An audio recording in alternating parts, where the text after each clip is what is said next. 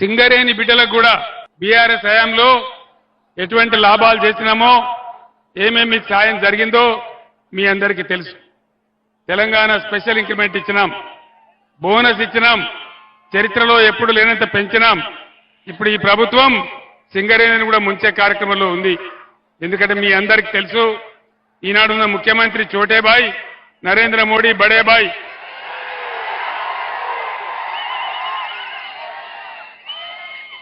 నేను ముఖ్యమంత్రిగా ఉన్నప్పుడు మనకు సింగరేణి బొగ్గు ఉండంగా కూడా ఇదే నరేంద్ర మోడీ మీరు అదాని ఆస్ట్రేలియా నుంచి తెచ్చేటువంటి బొగ్గు దిగుమతి చేసుకోవాలి అని నా మీద పంచాయతీ పెట్టినాడు.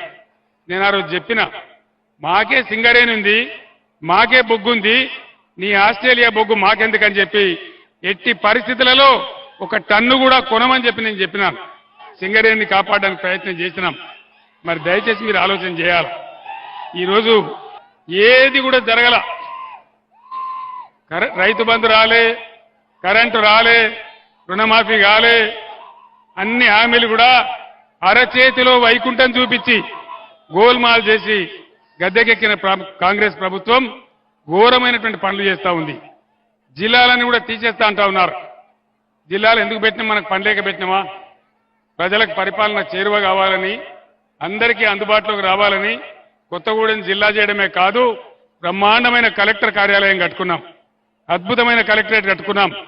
ఇవన్నీ కూడా తీసేస్తామని మాట్లాడుతా ఉన్నారు.